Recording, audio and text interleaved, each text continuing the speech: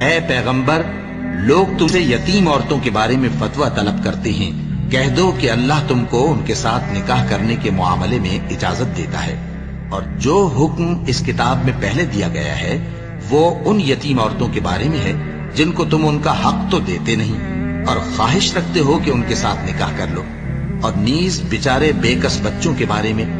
اور یہ بھی حکم دیتا ہے کہ یتیموں کے بارے میں انصاف پر قائم رہو، اور جو بھلائی تم کرو گے تو بے شک اللہ اس کو جانتا ہے۔ اور اگر کسی عورت کو اپنے خاوند کی طرف سے زیادتی یا بے رخی کا اندیشہ ہو تو میاں بیوی پر کچھ گناہ نہیں کہ آپس میں کسی قرارداد پر صلح کر لیں، اور صلح خوب چیز ہے، اور طبیعتیں تو خود غرضی کی طرف مائل ہوتی ہی ہیں، اور اگر تم نیکوکاری اور پرہیزگاری کرو گے تو اللہ تمہارے سب کاموں سے واقف ہے۔ اور تم خواہ کتنا ہی چاہو بیویوں میں ہرگز عدل نہیں کر سکو گے، تو ایسا بھی نہ کرنا کہ ایک ہی کی طرف ڈھل جاؤ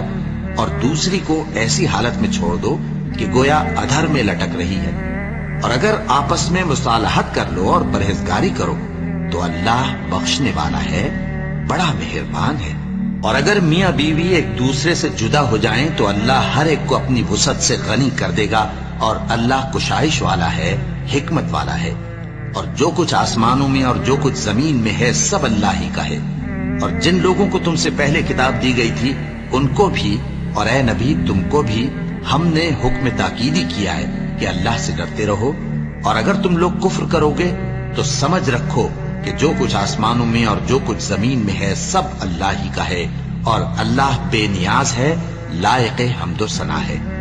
اور پھر سن رکھو کہ جو کچھ آسمانوں میں اور جو کچھ زمین میں ہے سب اللہ ہی کا ہے، اور اللہ ہی کارساز کافی ہے۔ لوگو، اگر وہ چاہے تو تم کو فنا کر دے اور تمہاری جگہ اور لوگوں کو پیدا کر دے،